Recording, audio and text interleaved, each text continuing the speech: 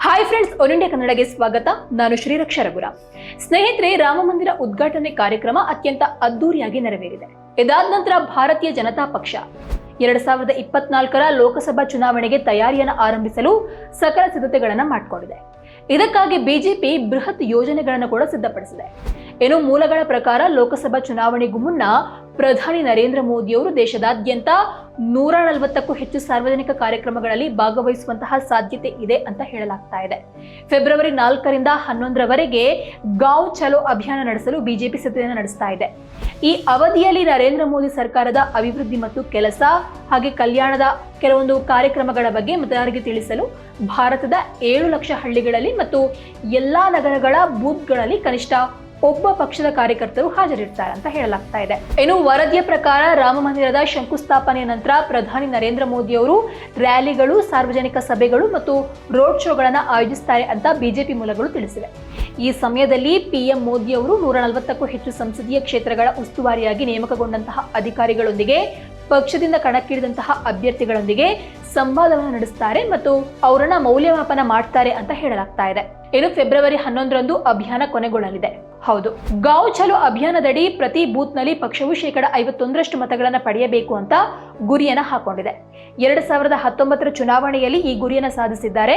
ಈ ಬಾರಿ ಅದನ್ನ ಮತ್ತಷ್ಟು ಎತ್ತರಕ್ಕೆ ಕೊಂಡೊಯ್ಯಬೇಕು. ಈ ಪ್ರಚಾರಕ್ಕಾಗಿ ತಂಡಗಳ ರಚನೆಯ ವಿಧಾನವನ್ನ ಪಕ್ಷದ ತಂತ್ರಜ್ಞರು ನಿರ್ಧರಿಸಿದ್ದಾರೆ. ಇದರ ಅಡಿಯಲ್ಲಿ ರಾಜ್ಯ ಮಟ್ಟದ ತಂಡಗಳನ್ನು ರಚಿಸಲಾಗುತ್ತದೆ. ಅದರಲ್ಲಿ ಒಬ್ಬ ಸಂಚಾಲಕರು ಮತ್ತು 4 ಸಹ ಸಂಚಾಲಕರು ಇರ್ತಾರೆ. ಜಿಲ್ಲಾ ಮಟ್ಟದ ತಂಡಗಳಲ್ಲಿ ಒಬ್ಬರು ಸಂಚಾಲಕರು ಹಾಗೂ 2 ಸಹ ಸಂಚಾಲಕರು ಇರ್ತಾರೆ. ವಿಭಾಗೀಯ ತಂಡಗಳಲ್ಲಿ ಒಬ್ಬರು ಸಂಯೋಜಕರು ಮತ್ತು 2 ಸಹ ಸಂಯೋಜಕರು ಇರ್ತಾರೆ. ಗ್ರಾಮ ಮತ್ತು ನಗರ ತಂಡಗಳ ಸಂಯೋಜಕರು ಇರ್ತಾರೆ. ಈ ಅಭಿಯಾನ ಫೆಬ್ರವರಿ 11ರಂದು ಕೊನೆಯಾಗ್ತದೆ. ಕ್ಲಸ್ಟರ್ ಉಸ್ತುವಾರಿಗಳೊಂದಿಗೆ ಪ್ರಧಾನಿ ಮೋದಿ ಮಾತುಕತೆನ ನಡೆಸ್ತಾರೆ. ಹೌದು, 7ರಿಂದ 8 ಲೋಕಸಭಾ ಸ್ಥಾನಗಳು ಅಂತಹ ಪ್ರತಿಯೊಂದು ಕ್ಲಸ್ಟರ್ನ ಭಾಗವಾಗಿದ್ದು ಚುನಾವಣೆಗೆ ಸ್ಪರ್ಧಿಸದ ಸ್ಥಳೀಯ ಬಿಜೆಪಿ ನಾಯಕರ ನೇತೃತ್ವದಲ್ಲಿ ಅಂತ ಮೂಲವೊಂದು ತಿಳಿಸಿದೆ. ಪ್ರಧಾನ ಮಂತ್ರಿಯವರು ಕಾರ್ಯಕ್ರಮಕ್ಕಾಗಿ ಪ್ರತಿ ಕ್ಲಸ್ಟರ್ನಿಂದ ಕನಿಷ್ಠ 1 ಕ್ಷೇತ್ರಕ್ಕೆ ಭೇಟಿ ನೀಡ್ತಾರೆ ಮತ್ತು ಪ್ರಮುಖ ರ್ಯಾಲಿ ಅಥವಾ ಕನಿಷ್ಠ ರೋಡ್ ಶೋ ನಡೆಸ್ತಾರೆ. ಕ್ಲಸ್ಟರ್ ಉಸ್ತುವಾರಿ ಹಾಗೂ ಉಳಿದ ಕ್ಷೇತ್ರಗಳ ಸ್ಥಳೀಯ ನಾಯಕತ್ವದ ಪ್ರತಿನಿಧಿಗಳೊಂದಿಗೆ ಸಂವಾದವನ್ನು ನಡೆಸಲಿದ್ದಾರೆ. ಇದರ ಜೊತೆಗೆ ಈ ಬಾರಿ ಲೋಕಸಭಾ ಚುನಾವಣೆ ಪ್ರಧಾನಿ ನರೇಂದ್ರ ಮೋದಿ ವರ್ಸಸ್ ವಿಪಕ್ಷಗಳು ಅಂತ ಅನ್ನುವಂತಾಗಿದೆ. ನರೇಂದ್ರ ಮೋದಿಯನ್ನ ವಿರೋಧಿಸುವಂತಹ ನಾಯಕರೆಲ್ಲರ ಗುರಿ ಎನ್ಡಿಎ ಸರ್ಕಾರವನ್ನ ಕಿತ್ತೊಗೆಯೋದಾಗಿದೆ. ಹೀಗಾಗಿ ಈ ಹಿಂದೆ ರಾಷ್ಟ್ರೀಯ ಪಕ್ಷಗಳನ್ನ ವಿರೋಧಿಸ್ತಾ ಬರ್ತಾ ಇದ್ದಂತಹ ಬಹುತೇಕ ಪ್ರಾದೇಶಿಕ ಪಕ್ಷಗಳ ನಾಯಕರು ಇವೆಲ್ಲವೂ ಕೂಡ ಇಂಡಿಯಾ ಕೂಟ INDIA ಕೂಟದೊಳಗೆ ಲೀನವಾಗಿ ಹೋಗಿದ್ದಾರೆ. ಕಾಂಗ್ರೆಸ್ ನೇತೃತ್ವದ ಇಂಡಿಯಾದಲ್ಲಿ ಪ್ರಧಾನಿ ನರೇಂದ್ರ ಮೋದಿಯನ್ನ ವಿರೋಧಿಸುವಂತಹ ಬಹುದೊಡ್ಡ ನಾಯಕರಿದ್ದಾರೆ. ಎಡಪಕ್ಷಗಳು ಸೇರಿದಂತೆ ಒಂದು ಕಾಲದಲ್ಲಿ ಬಿಜೆಪಿ ಮತ್ತು ಕಾಂಗ್ರೆಸ್ ಅನ್ನ ಸಮಾನವಾಗಿ ವಿರೋಧಿಸ್ತಾ ಬಂದಿದ್ದಂತಹ ಪಕ್ಷಗಳ ನಾಯಕರು ಇರೋದು ಅಚ್ಚರಿ ಮೂಡಿಸಿದ್ರು. 2024ರ ಚುನಾವಣೆ ಪ್ರಧಾನಿ ನರೇಂದ್ರ ಮೋದಿ ವಿರುದ್ಧದ ಚುನಾವಣೆಯಾಗಿರೋದ್ರಿಂದ ಸೈದ್ಧಾಂತಿಕ ಭಿನ್ನಾಭಿಪ್ರಾಯಗಳನ್ನು ಬದಿಗಿಟ್ಟು ಒಂದಾಗಿ ಹೋರಾಡುವಂತಹ ಪ್ರಯತ್ನಕ್ಕೆ ಕೈ ಜೋಡಿಸಿರೋದು ಎದ್ದು ಕಾಣಿಸ್ತಾ ಇದೆ. ಕಳೆದ 1 ದಶಕದಿಂದ ಪ್ರಧಾನಿಯಾಗಿ ದೇಶವನ್ನು ಮುನ್ನಡೆಸಿದಂತಹ ಪ್ರಧಾನಿ ನರೇಂದ್ರ ಮೋದಿ ದೇಶ ವಿದೇಶಗಳಲ್ಲಿ ಜನಪ್ರಿಯ ನಾಯಕನಾಗಿ ಅಷ್ಟೇ ಅಲ್ಲದೆ ವಿಶ್ವ ನಾಯಕನಾಗಿ ಹೊರಹೊಮ್ಮಿದ್ದು ಇನ್ನೊಂದು ಅವಧಿಗೆ ಪ್ರಧಾನಿ ಪಟ್ಟ ಅಲಂಕರಿಸುವ ತಯಾರಿಯಲ್ಲಿದ್ದಾರೆ. ಹೀಗಾಗಿರುವಾಗಲೇ ವಿರೋಧ ಪಕ್ಷಗಳು ಈ ಬಾರಿ ಏನೇ ಆದ್ರೂ ಕೂಡ ನರೇಂದ್ರ ಮೋದಿಯನ್ನ ಸೋಲಿಸಲೇಬೇಕು ಎಂಬ ಹಠಕ್ಕೆ ಬಿದ್ದಿದ್ದಾರೆ. ದೇಶದಲ್ಲಿ ಸ್ಥಾಪನೆಯಾಗದ ತೃತೀಯ ರಂಗ. ಹೌದು, ನರೇಂದ್ರ ಮೋದಿ ಪ್ರಧಾನಿಯಾಗುವ ಮುನ್ನ ಬಿಜೆಪಿ ಮತ್ತು ಕಾಂಗ್ರೆಸ್ ಅನ್ನ ಪ್ರಾದೇಶಿಕ ಪಕ್ಷಗಳು, ಎಡಪಂಥೀಯ ಪಕ್ಷಗಳು ಸಮಾನವಾಗಿ ವಿರೋಧಿಸ್ತಾ ಬಂದಿದ್ವು. ಅಷ್ಟೇ ಅಲ್ಲದೆ ಇದೆರಡು ಪಕ್ಷಗಳ ವಿರುದ್ಧವಾಗಿ ಪರ್ಯಾಯ ಶಕ್ತಿಯೊಂದನ್ನು ದೇಶದಲ್ಲಿ ಸೃಷ್ಟಿಸಬೇಕೆಂಬುದು ಕನಸನ್ನ ಕಂಡಿದ್ರು. ಆದರೆ ಕಳೆದ 1 ದಶಕದಲ್ಲಿ ಅಂತಹ ಪ್ರಯತ್ನಗಳು ನಡೆದರೂ ಕೂಡ ಪಕ್ಷಗಳ ನೇತೃತ್ವವನ್ನು ವಹಿಸಿಕೊಂಡು ಮುನ್ನಡೆಸುವಂತಹ ಸಮರ್ಥ ನಾಯಕನ ಕೊರತೆಯಿಂದಾಗಿ ಅಂತಹದೊಂದು ಕನಸು ನನಸಾಗ್ಲೇ ಇಲ್ಲ. ಸದ್ಯದ ರಾಷ್ಟ್ರೀಯ ರಾಜಕಾರಣಗಳನ್ನ ಗಮನಿಸಿದ್ರೆ 2 ದೊಡ್ಡ ಶಕ್ತಿಗಳು ಅಂದ್ರೆ ಇಂಡಿಯಾ ಮತ್ತು NDA ರಾಜಕೀಯ ಮುಖಾಮುಖಿಯಾಗಿ ಹೋರಾಟಕ್ಕೆ ಸಜ್ಜಾಗಿವೆ. ಬಿಜೆಪಿ ನೇತೃತ್ವದ NDAನಲ್ಲಿ ಪ್ರಭಾವಿ ಪ್ರಾದೇಶಿಕ ಪಕ್ಷಗಳು ಇಲ್ಲವಾಗಿವೆ. ಆದರೆ ಇಂಡಿಯಾ ಒಕ್ಕೂಟದಲ್ಲಿ ಪ್ರಬಲ ಶಕ್ತಿಯನ್ನು ಹೊಂದಿರುವಂತಹ ಪಕ್ಷಗಳಿದ್ದು ಈ ಪಕ್ಷಗಳ ಘಟಾನುಘಟಿ ನಾಯಕರು ಒಂದಾಗಿ ಚುನಾವಣೆಯನ್ನು ಎದುರಿಸಲು ತಯಾರಿ ಮಾಡಿಕೊಳ್ತಾ ಇದ್ದಾರೆ.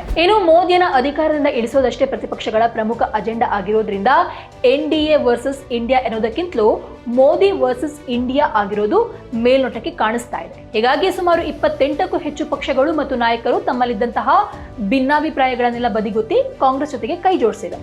ಆದ್ರೆ ಇದೀಗ ಮಮತಾ ಬ್ಯಾನರ್ಜಿಯವರು ಅಸಮಾಧಾನಗೊಂಡಿದ್ದು ತಾವು ಏಕಾಂಗಿಯಾಗಿ ಸ್ಪರ್ಧಿಸ್ತೇವೆ, ಲೋಕಸಭೆಯಲ್ಲಿ ನಾವು ಏಕಾಂಗಿಯಾಗಿ ಸ್ಪರ್ಧಿಸ್ತೇವೆ ಅನ್ನುವಂತ ಒಂದು ಮಾತು ಕೇಳಿ ಬರ್ತಾ ಇದೆ. ಇನ್ನು ಕಳೆದ 2019 ಲೋಕಸಭಾ ಚುನಾವಣೆಯ ವೇಳೆ ಕಾಂಗ್ರೆಸ್ ನೇತೃತ್ವದ UPA ಜೊತೆಗೆ ಕೆಲವು ಪಕ್ಷಗಳಿದ್ವು. ಅಷ್ಟೇ ಅಲ್ಲದೆ ಇವತ್ತು ಕಾಂಗ್ರೆಸ್ ಜೊತೆಗಿರುವಂತಹ ಪಕ್ಷಗಳು ಅವತ್ತು ವಿರುದ್ಧವಾಗಿಯೇ ಸ್ಪರ್ಧಿಸಿದ್ವು. ಹೀಗಾಗಿ ಕಾಂಗ್ರೆಸ್ ನೆಲಕಚ್ಚಲು ಕಾರಣವಾಯಿತು. ಅದೇ ಬದಲಾದ ಪರಿಸ್ಥಿತಿಯಲ್ಲಿ ಅವತ್ತು ವಿರೋಧಿಗಳಾಗಿದ್ದವರು ಇವತ್ತು ಮಿತ್ರರಾಗಿದ್ದಾರೆ.